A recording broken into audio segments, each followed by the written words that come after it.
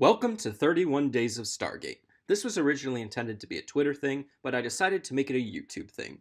One quick, simple video a day for 31 days, all about my favorite sci-fi franchise.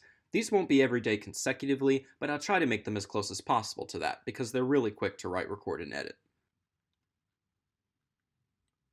Day 4. Favorite episode.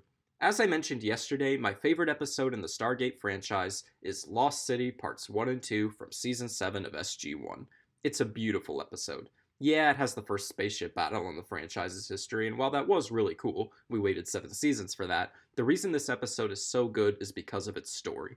The SGC is being shut down by the government for a 3-month review, and General Hammond has been replaced by a civilian, Dr. Elizabeth Weir. Meanwhile, SG-1 discovers another ancient repository like the one they found in Season 2, and once again the information is downloaded into O'Neill's brain, threatening his life. They believe this knowledge can lead them to the lost city of the Ancients. Even more meanwhile, it's discovered Anubis is finally going to attack Earth with the full force of his fleet.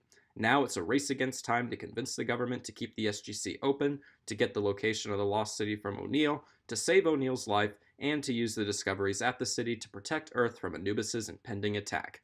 This two-parter was originally intended to be the series finale, and as a result, it has this big cinematic feel to it.